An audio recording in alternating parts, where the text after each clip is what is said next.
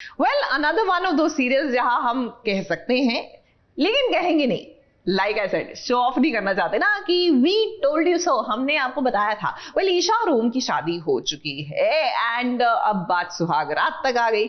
अब देखिए मजबूरन चाहे ये दोनों शादी के बंधन में बन चुके हों, लेकिन अब सुहाग रात के मोमेंट पे दे हैव डिसाइड कि एक रूल बुक होनी चाहिए कि आगे ये विवाहित जीवन कैसे चलेगा।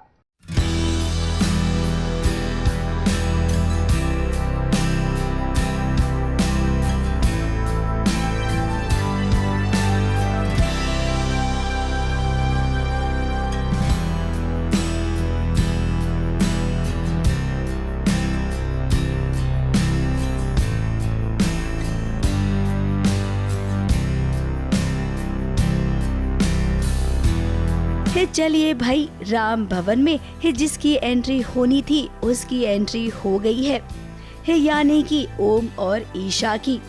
अब ओम और ईशा की शादी जिस सिचुएशन में हुई है उस सिचुएशन से अब किसी को लेना देना नहीं है।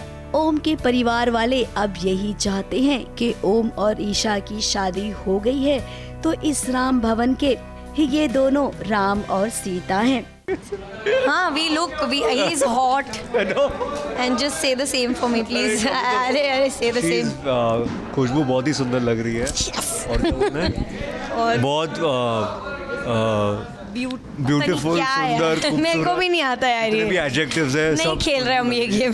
हम नहीं खेल पाएंगे ये गेम। शादी के बाद गृह प्रवेश हो रहा है ईशा और ओम का।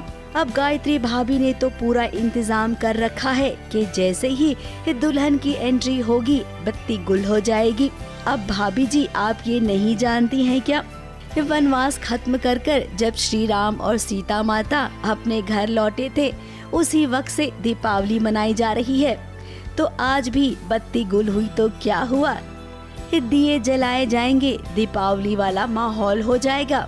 गायत्री की बोलती तो अब बंद हो गई है। राम भवन की नई बहू घर आई है तो दिवाली जैसा ही माहौल है। एंड जिस तरह की फैमिली है ओम की, वो जो बैड सिचुएशन है उसको भी हैप्पी बना देती है, तो इसलिए आपको लग रहा है कि बहू के आने से आज दिवाली आ गई है। अब दूल्हा दुल्हन की बात करते हैं जो एक दूसरे से वादा निभा रही हैं। सुहाग रात की रात अब इनके बीच एक रिश्ता तो जुड़ गया है तो उस रिश्ते को निभाने की ये पूरी कोशिश करेंगे।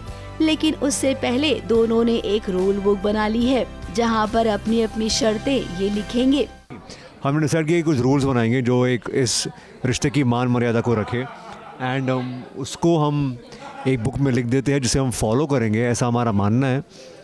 तो कुछ रूल्स जैसे कि ईशा बोलती है कि बिना परमिशन के उसे घूर नहीं सकता मैं, या फिर उसे वॉशरूम गीला पसंद नहीं है। तो ऐसे बेसिक रूल्स है, कोई हैवी ड्यूटी रूल्स अब तक लिखे नहीं हमने। अब इनके बीच शादी के बाद वाला प्यार होगा। ये दोनों अभी के लिए तो एक दूसरे की शर्तों को मानेंगे, लेकिन हम जानते हैं कि उन्हीं शर्तों को जब ये ब्रेक करेंगे ना तभी तो शुरुआत होगी इनके बीच प्यार की। राम भवन के ये सीता राम बनेंगे और दोनों मिलकर गायत्री की बैंड भी बजाएंगे। बस दोनों में एक फैसला होता है कि चाहे कुछ भी हो जाए इस रिश्ते की मान मर्यादा रखेंगे ताकि हमारे जो परिवार वाले हैं उन्हें दुख ना हो कि हम पति पत्नी ठीक से पति पत्नी जैसे रह नहीं। राम भवन सीरियल के दर्शक अब तक ये समझ ही गए होंगे कि कहानी में असली मजा तो अब आएगा। मुंबई से कैमरामैन सुजीत मिश्रा के साथ एबीपी न्यूज रिपोर्ट।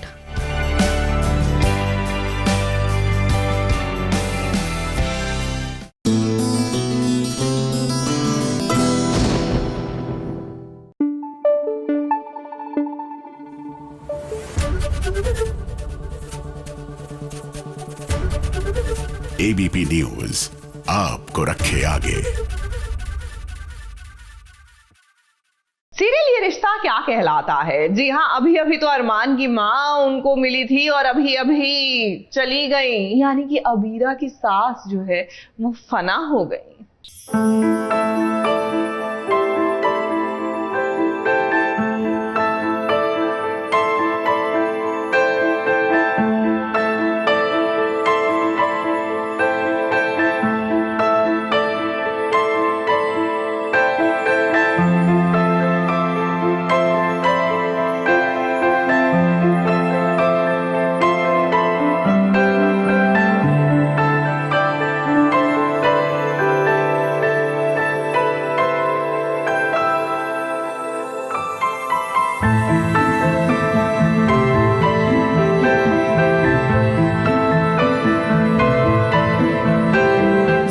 जिंदगी की यही रीत है, हार के बाद ही जीत है। थोड़े आंसू और थोड़ी है हंसी, आज गम है तो कल है खुशी।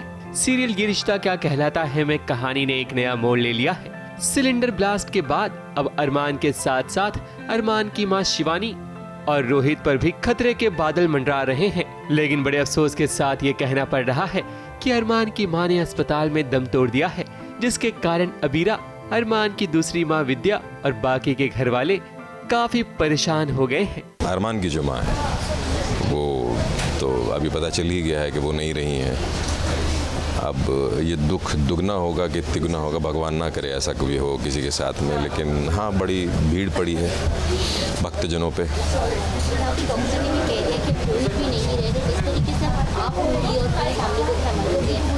मुझे ऐसा नहीं लगता कि शायद मतलब रूही जो है वो उसको हम संभालेंगे, क्योंकि कहानी कुछ बनती नहीं है अगर हमें उसे संभालना पड़ेगा। तो विपदाएं जो हैं वो आई हैं, वो शायद दूसरे ही घर में रहेंगी और शायद वहीं पे उनकी देखभाल होगी। मुझे ऐसा लगता है कुछ चक्र ऐसा घूमेगा कि शायद वो दूसरे ही घर में रहेंगी। हम भी थोड़ा रिमोट से उनको सपोर्ट कर देंगे, लेकिन मुझे ऐसा लगता है कि वो पोद्दार परिवार जो है वही उनको सपोर्ट करने वाला है। किसे पता था कि इतने सालों बाद मिली माँ अचानक से अरमान का साथ छोड़ देगी। हालांकि विद्या ने बड़ी प्रार्थना की, मगर उनकी दुआएं रंग नहीं लाई।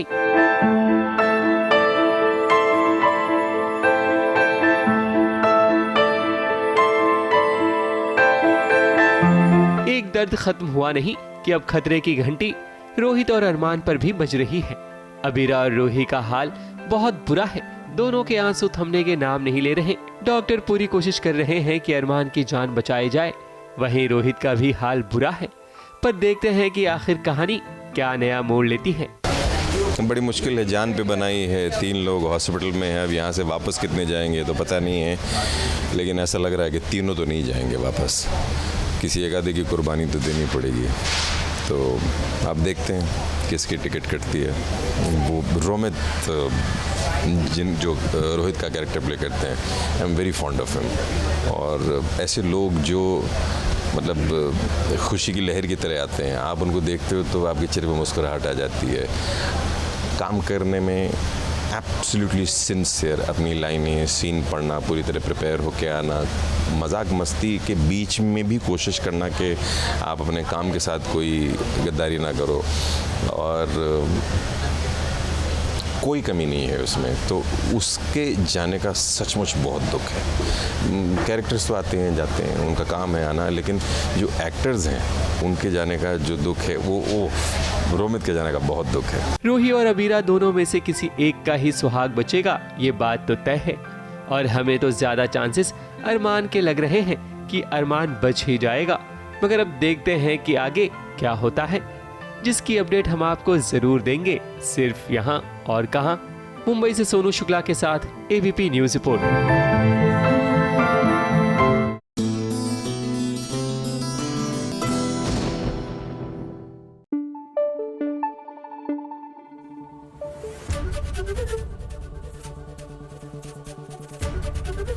एबीपी न्यूज आपको रखे आगे। आई नो आप जानते हैं मैं क्या कहने वाली हूं, बट आई नो कहना बनता नहीं, लेकिन चलिए कह देते हैं कि हमने तो पहले ही कहा था कि जो है जूही वो भाग जाएगी मंडप से। लो भाग गई, गुमे किसी के प्यार में। साथ में एक चिट्ठी लिख कर दी गई है कि भैया मैं शादी नहीं कर सकती। हमें पहले से ही पता था, चिट्ठी विट्ठी लिखने की आपको जरूरत नहीं थी। बहरहाल अब तेजू को मजबूरन घर की इज्जत बताने के लिए बैठना पड़ेगा मंडप में, ये भी हमने आपको बताया था। So this will happen sooner और लेटर।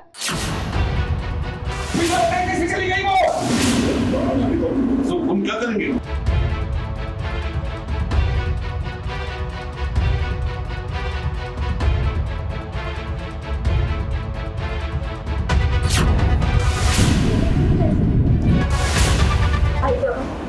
मुझे माफ कर दो, लेकिन मेरे पास इसके अलावा कोई रास्ता नहीं था। एक तो जगह लेनी पड़ेगी। मेरी तरफ क्यों देख रहे हो? चल तेजू, तैयार हो जा। आज पूरा परिवार परेशान हो गया है। घर में बारात आ गई है और दुल्हनिया गायब है। अब देखिए ना, जूही ने कहा था कि वो मंदिर जाकर यूं गई और यूं वापस आ गई, मगर यहाँ तो सब कुछ उल्टा ही हो गया है, क्योंकि जूही तो घर वापस ही नहीं आई और तो और वो घर से भाग गई है। अब घर में टेंशन का माहौल है। जूही के बाबा गुस्से में उसकी आई को चिल्ला रहे हैं। घर में सभी काफी ज्यादा परेशान है कि जूही कहाँ है। मतलब झूठ बोल के भागेगी कि वो महादेव के मंदिर जा रही है, कुछ मन्नत मांगी थी वो पूरी करने जा रही, 10 मिनट में आ जाएगी, ये सब बोल के जूही जाएगी और 1 घंटे तक आएगी नहीं। तो घर वाले पैनिक हो जाएंगे कि पता नहीं ये कहाँ चलेगी, बिकॉज मैं जा रही हूँ ये बात सिर्फ मेरे बहनों को पता है। अब इस टेंशन के माहौल में तेजू को मिला जूही का लेटर, जिसे देखकर सभी घर वाले काफी ज्यादा घबरा गए हैं, क्योंकि उन्हें जिस बात का डर था वही बात अब हो गई है। जब मेरा लेटर मिलेगा, तेजू लेटर पढ़ेगी और उसमें मैंने लिखा रहेगा कि मुझे शादी नहीं करनी है तो मुझे माफ़ कर देना, और अगर जानबूझ के अगर आप मेरी शादी कराओगे तो मैं जान दे दूँगी। तो ये सब लिखा है जूही ने अपने मम्मी डैडी के लेटर, जो मम्मी डैडी को लेटर देना है उसमें, बस यही है। वहीं दूसरी तरफ नील का पूरा परिवार खुशी से झूम रहा है, क्योंकि आज उनका बेटा घोड़ी जो चढ़ गया है। सभी काफी ज्यादा खुश हैं, मगर नील ये शादी नहीं करना चाहता, लेकिन उसे ये नहीं पता कि उसकी दुल्हनिया यानी कि जूही घर से भाग चुकी है।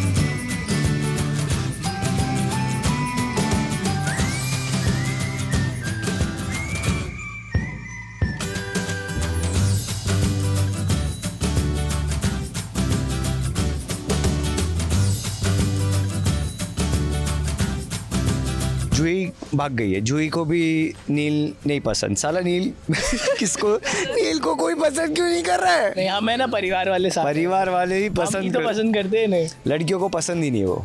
अरे यार ऑब्वियस सी बात है, तेजस्विनी के साथ ही शादी होगी। वैसे कहानी काफी दिलचस्प होती जा रही है। आपको बता दें, जूही के घर वाले उसे ढूंढने की कोशिश करेंगे, और तो और तब तक शादी को संभालने का काम कोई और नहीं बल्कि तेजस्विनी ही करेगी। मेरी तरफ तो देख रहे हो, कुछ समझ ना रहे, सब संभाल लेगी। हाँ, और इसकी काठी भी मिलती जुलती है, किसी को शक नहीं होगा। मैं ये नहीं कर सकती बाबू, उन्हें बता देना चाहिए ताकि हमारे परिवार की इज्जत आप में मिल जाए, हमारे खानदान में लोग थू करें, मुझे आगे बात माननी होगी हमारे लिए। चलते तैयार हो। अब किस्मत भी उसे बार बार ये कह रही है कि उसे नील की दुल्हन बन जाना चाहिए। अब आगे कहानी कौन सा नया मोड़ लेती है और कैसे नील और तेजस्विनी की राहों को मिलवाती है, ये देखना वाकई में इंटरेस्टिंग होगा।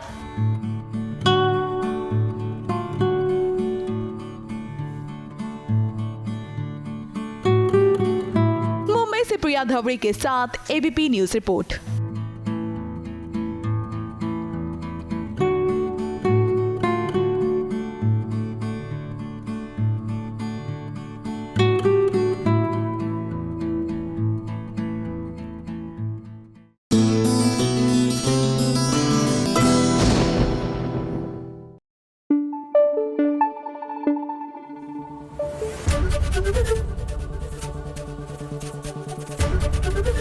एबीपी न्यूज आपको रखे आगे।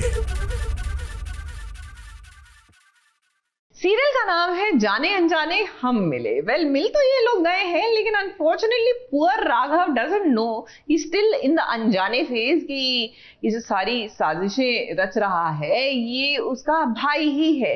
लेकिन चिंता मत कीजिए, रीत है ना, वो अब ये मैटर जो है सबके सामने जग जाहिर करेगी, क्योंकि वो सीरियल की बहू है और सीरियल की बहू हर सिचुएशन को संभाल लेती है। अब मैं प्यादा बनकर नहीं रह सकता, अब मुझे राजा बनना है। इस बार मैंने हर वो निशान मिटा दिया है जिससे राघव मुझसे पहुंच सके।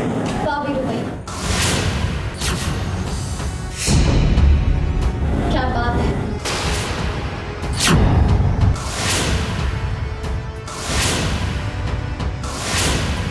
जो भी मुझे से कड़ी सजा दिलाऊंगी, चाहे वो कोई भी क्यों ना। आपने ये कहावत तो जरूर सुनी होगी, घर का भेदी लंका ढाए। आज ये कहावत एकदम सटीक बैठती है वीरेन पर, क्योंकि जो वीरेन ने काम किया है वो तो दुश्मन भी दुश्मन के साथ नहीं करता है। अपने ही भाई को उसने तो परेशानी में डाल दिया है और वो ऐसे बिहेव कर रहा है मानो जैसे कुछ हुआ ही ना हो। रीत कोशिश कर रही है पता लगाने की कि आखिर राघव को जेल भेजने के पीछे किसका हाथ है। जो कुछ भी हादसा हुआ है कंस्ट्रक्शन साइट पे वो किसका किया, मतलब उसके पीछे कौन है। तो अभी वो सारी फाइल्स और ये सब उसने चेक किया है। तो अभी वो वीरू भैया से पूछने आती है कि इस कंपनी में आपका क्या रोल है, और अगर आप ही सेल्स और ये सब अकाउंट संभालते हैं तो आपको तो पता होना चाहिए था ना कि घटिया मटेरियल आया गया है व्हाटएवर। तो वो सारे अपने क्वेश्चन के आंसर्स जानने की कोशिश कर रही है, बट बुआ जी कहीं ना कहीं बीच में आके टोक देती है कि तुम ऐसे कैसे आरोप लगा सकती हो, ऐसे कैसे अक्यूज कर सकती हो वीरेन को।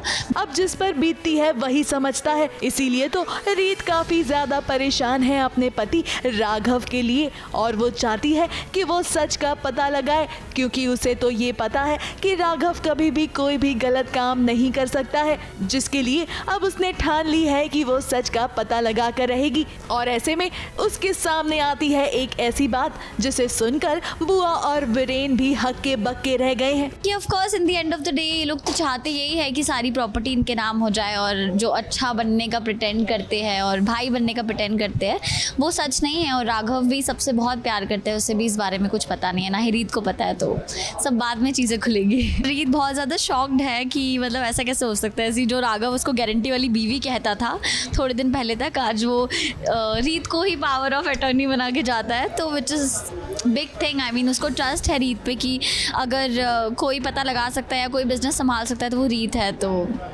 बहुत बड़ी बात है। अब ये तो अच्छा हुआ वीरेन कि ये सीरियल की दुनिया है, इसीलिए फिलहाल आप बच गए, मगर कहते हैं ना कि झूठ की उम्र ज्यादा बड़ी नहीं होती है। आज तो आप बाल बाल बच गए, मगर आपकी हरकत का पता रीत जरूर लगा कर रहेगी, क्यों है कि नहीं रीत? अभी फिलहाल रीत का ये मकसद है कि वो राघव को जेल से बाहर कैसे निकाले, कैसे वो सबूत इकट्ठा करे, ये पता लगा, ये प्रूव करने के लिए कि सबके पीछे राघव जिम्मेदार नहीं है। तो वो अभी उसका पूरा का पूरा ध्यान उसी चीज़ पर है, बाकी चीजें गई भाड़ में। अब फिलहाल वीरेन राघव का परछाई बनना नहीं चाहता है, वो अपनी आइडेंटिटी खुद बनाना चाहता है, जिसके लिए उसने कन्फेशन भी कर दिया है बुआ के सामने कि अब वो राघव की नहीं बल्कि खुद की मदद करना चाहता है, खुद कुछ बनना चाहता है, जिसके लिए उसे जो भी करना पड़े वो करने के लिए तैयार है। हमारी जिंदगी के शतरंज में अब मैं प्यादा बनकर नहीं रह सकता, अब मुझे राजा बनना है।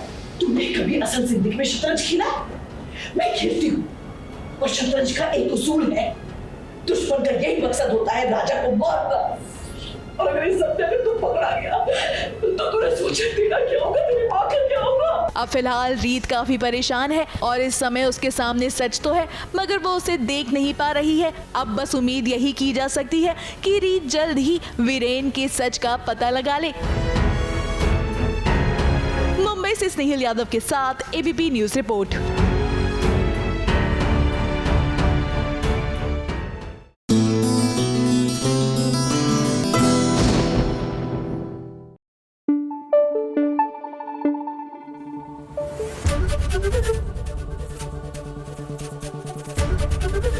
एबीपी न्यूज आपको रखे आगे। वैसे ये तो आपने सुना ही होगा कि दुश्मन का दुश्मन जो होता है वो दोस्त होता है। तो बस इसी फिलॉसफी पे काम कर रही है हमारी नीति, परिनीति की नीति। तभी तो दोनों यानी कि नीति और पृथ्वी जो है वो परी के अगेंस्ट गैंग अप हो गए हैं। अब सवाल ये है कि एक अकेली नीति झेलने में इतनी प्रॉब्लमैटिक थी, अब बेचारी परी कैसे करेगी इन दोनों का सामना। हमारा बेस प्राइस है 100 करोड़। 150।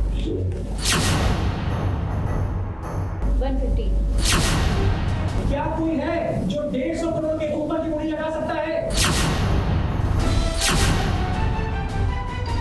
100 crore, 125 crore, 150 crore and sold. आ देखे जरा किसमें है कितना दम। पार्वती, आपने तो कसम खा ली है पृथ्वी का काम तमाम करने की। अब देखिए कैसे पृथ्वी और पार्वती के बीच हो रहा है मुकाबला कि आखिर कौन खरीदेगा ये हेरिटेज प्रॉपर्टी। बात दरअसल ये है कि पार्वती और राजीव पहुंच गए हैं एक हेरिटेज होटल के ऑक्शन में, जहां उनके सामने है पृथ्वी, जो कि उस प्रॉपर्टी को हथियाना चाहते हैं। एक हेरिटेज होटल है जो पृथ्वी का नया शौक है, जो राजीव को पता चला, एंड वही चीज़ उससे छीनने के लिए हमने ये ऑक्शन में पार्ट लिया है। अब पृथ्वी को हराने के लिए पार्वती कुछ भी करेगी, यहाँ तक कि उसने 150 करोड़ की बोली भी लगा दी है उस प्रॉपर्टी पर। अब जब नीति ने भी पृथ्वी से हाथ मिला लिया है, तो देखिए कैसे वो भी उनका साथ देने चली आई हैं as CEO of the company.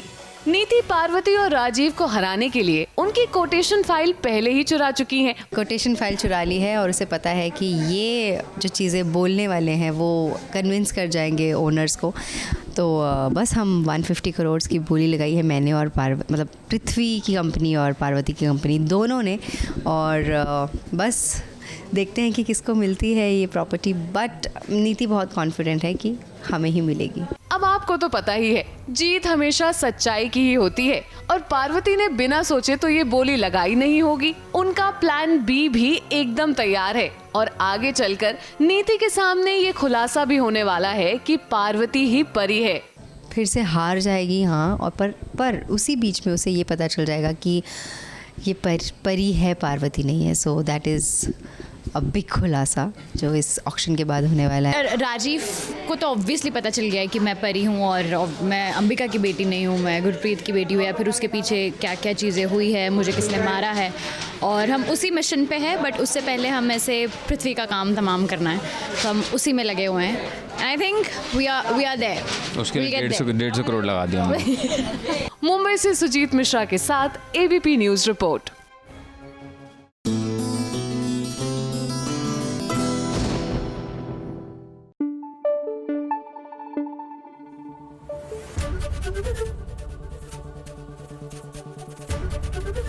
ABP news आपको रखे आगे।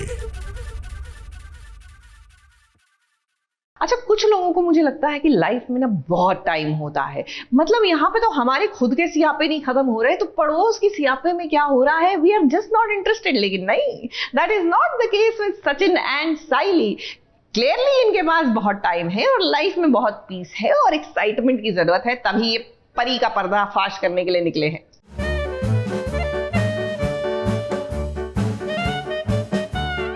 आदर्शी के प्यार को अंजाम दिलाने का वक्त आ गया। चलिए आपसे कह रहा हूँ, कुछ नहीं होगा, चलिए आप सही। चलिए पति जी गाइड लीजिए आदर्शी का, चलिए।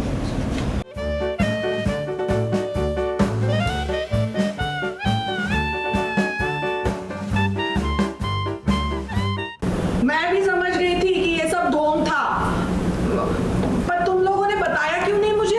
हाँ, कितना टॉर्चर किया मुझे, तकलीफ हुई ना मुझे। बता देते तो मैं समझ जाती, बता देते तो मैं भी तुम लोगों के नाटक में शामिल हो जाती। सचिन के पास आज एक नहीं बल्कि दो आई है। वाह, क्या एक्टिंग करते हैं सचिन आप। आपकी एक्टिंग देखकर तो आज हम भी चकमा खा गए। भाई रेणुका के खिलाफ हो गए हैं घर वाले, और ज़रा देखिए कैसे सचिन को आज उसकी दूसरी आई मिल गई है और साइली को उसकी दूसरी सासू माँ। अब भाई ये सब देखकर आपको दाल में कुछ काला लग रहा होगा, तो हम आपको बता दें कि यहाँ तो पूरी दाल ही काली है। ये सब कुछ जो हो रहा है ना, वो सच नहीं है बल्कि एक नाटक है। से आई थी वहाँ वापस जा रही हूँ। सो इट्स लाइक, हाँ, द फन फैक्टर ये है कि जो परी का कैरेक्टर है उसे बाबा से प्यार हो जाता है।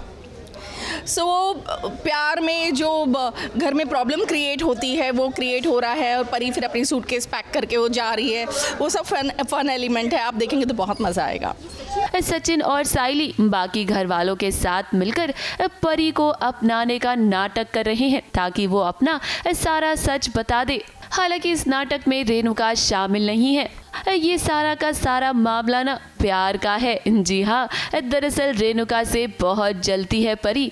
परेश उसके बचपन का प्यार है और वो उसे पाना चाहती है, इसीलिए तो वो घर में आई है। सचिन और साइली को पता चल गया है कि परी ना कोई पैसे वाली नहीं बल्कि गरीब है।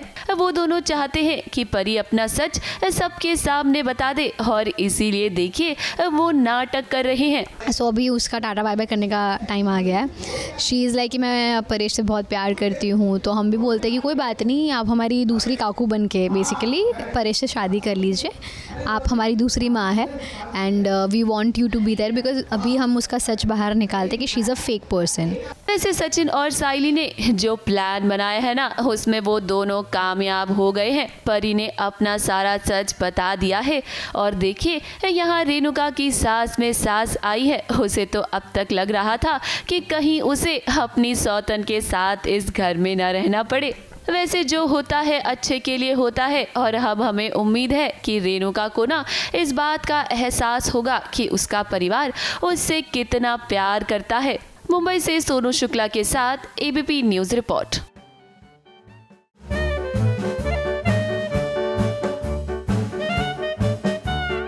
आदर्शी के प्यार को अंजाम दिलाने का वक्त आ गया। चलिए आपसे कह रहा हूँ, कुछ नहीं होगा। चलिए आप सही, चलिए पति जी बैग लीजिए माताश्री का, चलिए।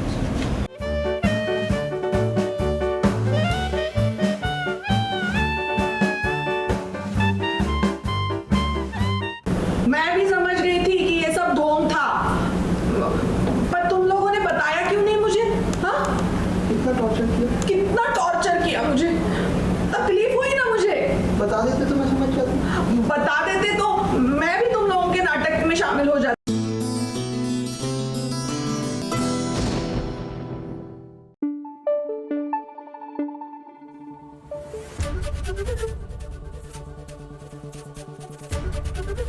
एबीपी न्यूज आपको रखे आगे।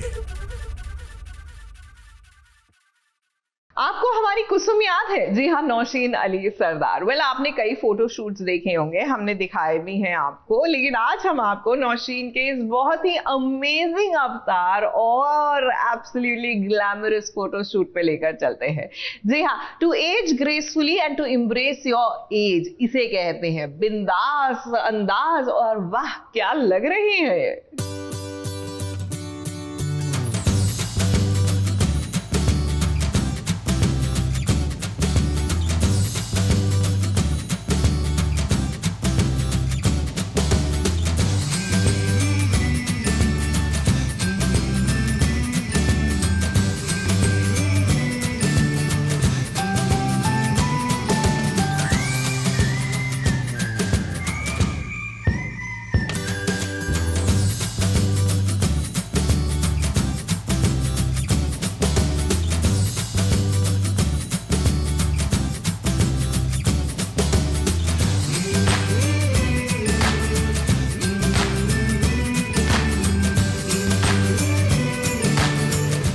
अली सरदार टेलीविजन की दुनिया की वो हसीना है जिनका जलवा पहले भी था, आज भी है और हमेशा रहेगा और आगे भी यूं ही बना रहेगा। इस उम्र में भी नौशीन जानती है खुद को समय के साथ कैसे ढालना है।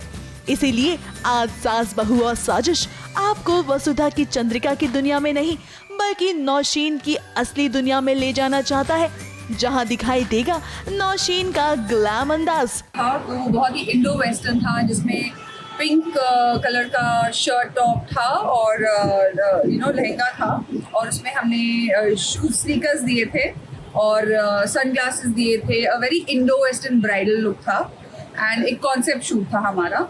और यहाँ भी हमने एक थोड़ा सा अलग कॉन्सेप्ट शूट किया है। तो नॉर्मली लोगों ने मुझे बहुत ही इंडियन कपड़ों में देखा है एंड मैं थोड़ी सी क्लासी वेस्टर्न चाहती थी, इसलिए this was an effort to give a different look to Nausheen. इस फोटो शूट के लिए नौशीन काफी ज्यादा एक्साइटेड है। वहीं आज उनकी अदाएं वाकई में आपका दिल जीत लेंगी। पहले लुक की अगर बात करें तो उनका इंडो वेस्टर्न अंदाज देखते ही बना, जहां वो किसी अरेबिक मॉडल से कम नहीं लग रही हैं।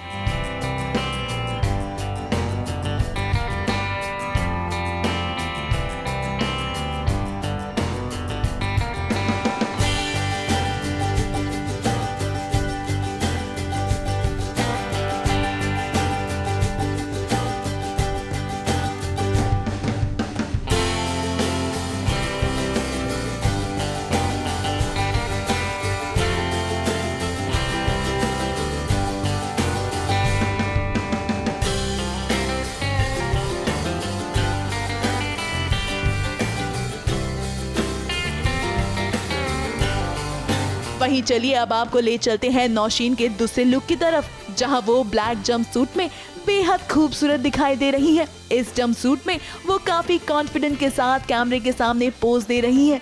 और तो और ये उनका फेवरेट लुक भी है।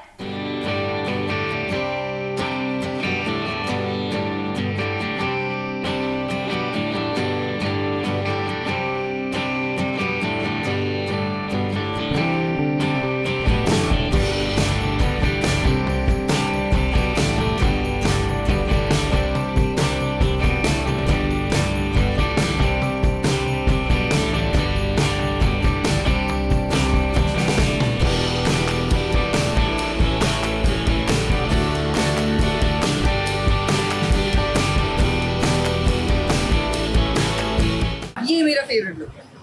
क्यों? Because it's black and black is one of my favorite colors and I like this outfit. It's very international and very chic and very glamorous at the same time. And I hope I'm carrying it off well. Well Nausheen, आपके इस अंदाज को देखकर कहना गलत नहीं होगा कि फैशन के लिए कोई उम्र मोहताज नहीं है। अगर आपके अंदर जज्बा हो खुद को ब्यूटीफुली कैरी करने का, तो आप कुछ भी कर सकते हैं। मुझे वेस्टर्न ज्यादा पसंद है।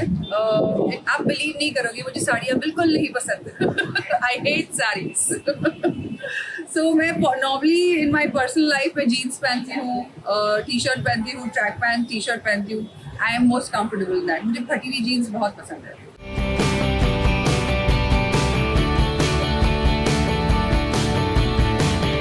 मुंबई से प्रिया धवरे के साथ एबीपी न्यूज रिपोर्ट।